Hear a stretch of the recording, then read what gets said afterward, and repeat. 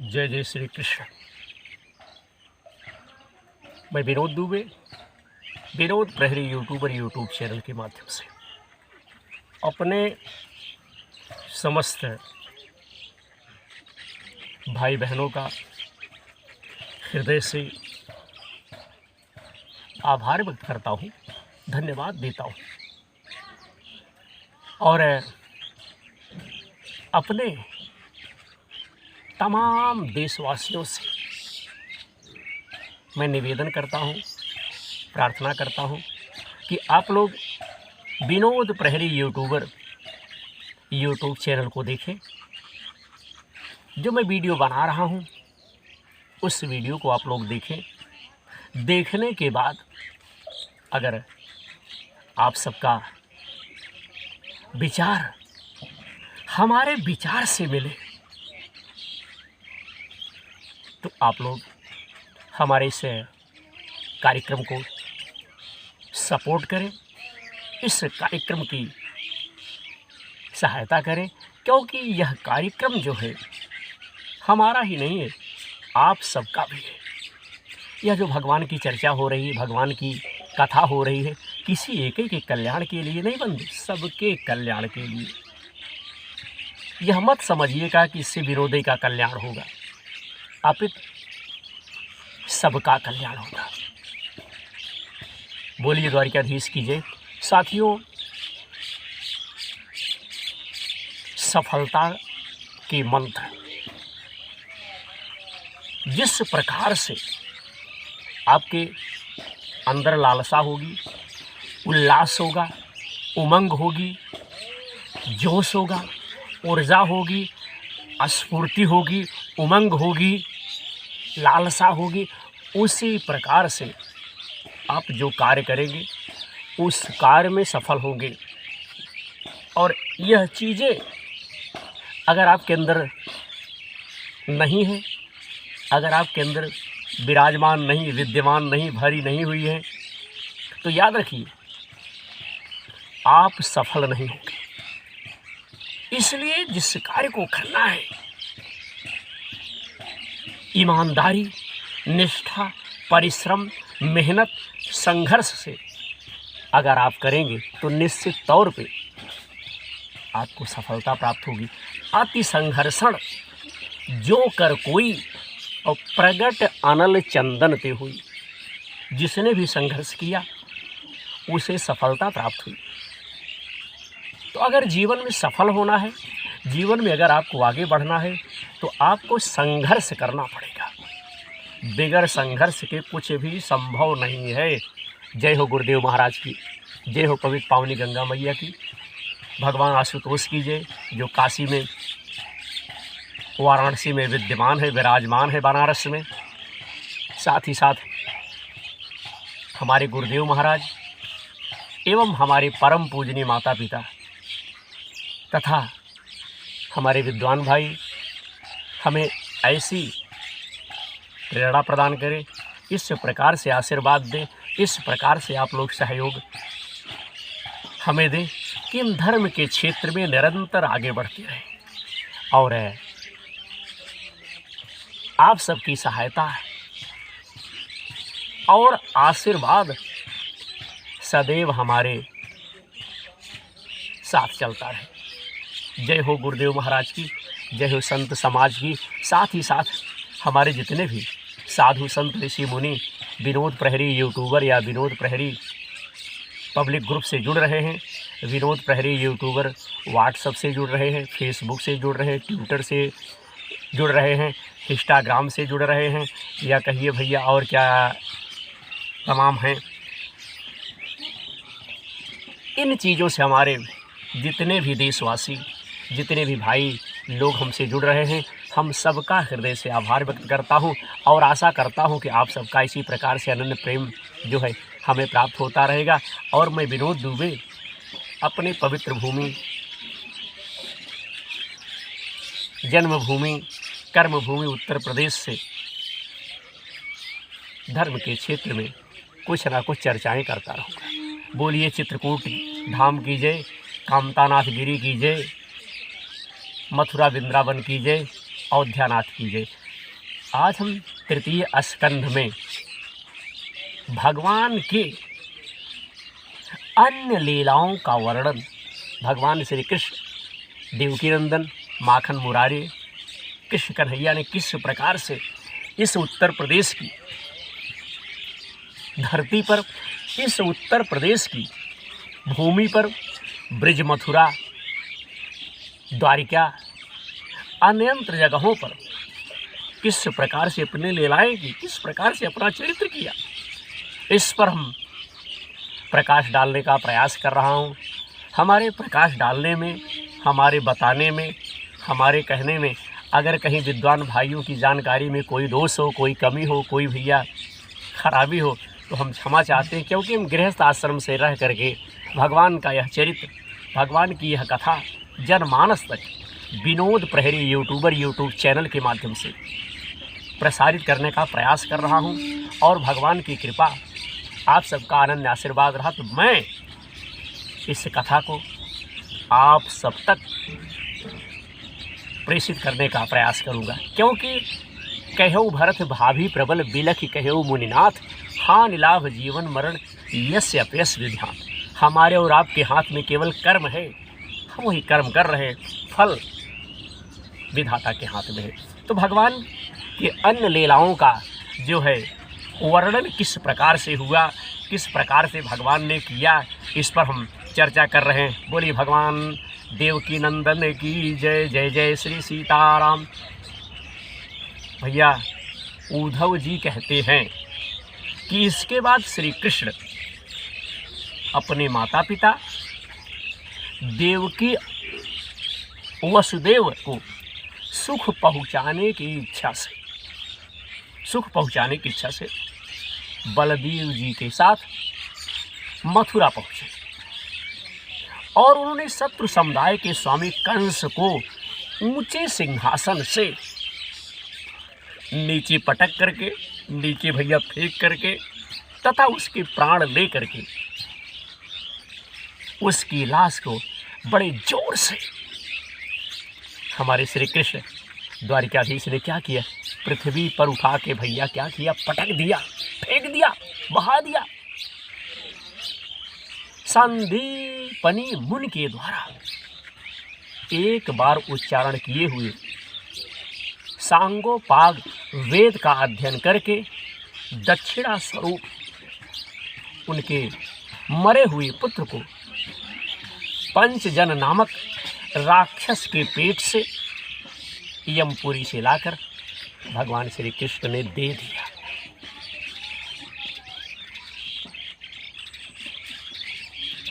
भीष्मक नंदिनी रुक्मिणी के सौंदर्य से अथवा रुक्मी के बुलाने से जो शिशुपाल और उसके सहायक वहां आए हुए थे, उनके सिर पर पैर रख करके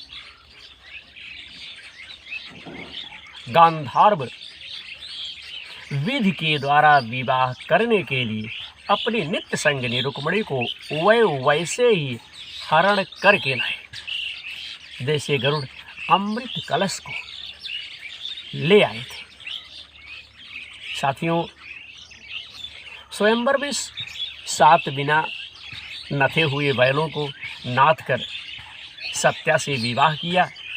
इस प्रकार मानभंग हो जाने पर मूर्ख राजाओं ने अस्त्र उठाकर राजकुमारी को छीनना चाहा, राजकुमारी को लेना चाहा। तब भगवान श्री कृष्ण ने स्वयं बिना घायल हुए अपने शस्त्रों से उन्हें क्या किया, मार डाला। भगवान विषयी पुरुषों की सी लीला करते हुए अपने प्राण प्रिया सत्यभामा को प्रसन्न करने की इच्छा से उनके लिए स्वर्ग से कल्प वृक्ष उखाड़ लाए। उस समय इंद्र ने क्रोध से अंधे होकर के अपने सैनिकों सहित उन पर श्री कृष्ण पर क्या किया बंधु, आक्रमण कर दिया, हमला कर दिया, क्योंकि वह निश्चय ही अपनी स्त्रियों का क्रीड़ा मृग बना हुआ है। अपने विशाल डील डौल से आकाश को भी ढक देने वाले अपने पुत्र भौमासुर को भगवान के हाथ से मारा हुआ देखकर पृथ्वी ने जब उनसे प्रार्थना की तब उन्होंने भौमासुर के पुत्र भगदत्त को उसका बचा हुआ राज्य देकर उनके अंतःपुर में साथियों प्रवेश किया। वहां भौमासुर द्वारा हर कर लाई हुई बहुत सी कन्याएं थी। वह दीनबंधु श्री कृष्ण को देखते ही क्या हुआ, खड़ी हो गई। भगवान श्री कृष्ण वहां पहुंचे, सारी कन्याएं जो थी उन्हें देख करके बंधु क्या हुआ, खड़ी हो गई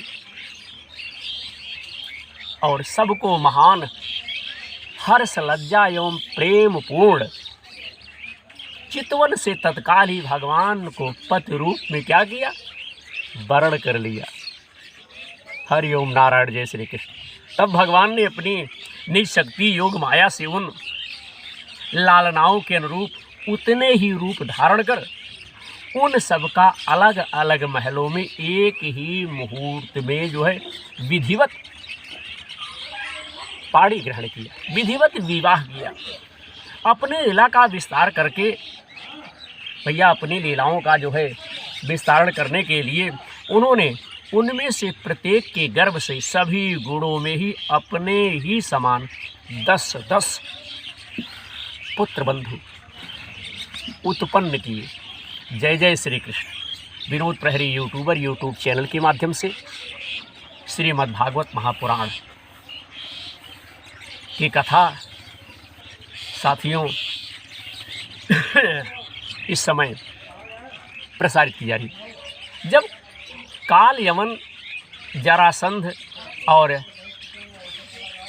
शाल्यवादी ने अपनी सेनाओं से मथुरा और द्वारकापुरी को घेरा था, तब भगवान ने निज जनों को अपनी अलौकिक शक्ति देकर उन्हें स्वयं मरवाया। भगवान ने स्वयं अपनी शक्ति देकर के उनका वध करवाया था। संबर, द्विविद, बाणासुर, मुर, बल्लवल तथा दंत वक्त आज अन्य योद्धाओं में से भी किसी को उन्होंने स्वयं मारा था और किसी को दूसरे से मरवाया था। इसके बाद उन्होंने आपके भाई धृतराष्ट्र और पांडु के पुत्रों को इन लोगों का पक्ष लेकर के आए हुए राजाओं का भी संहार किया।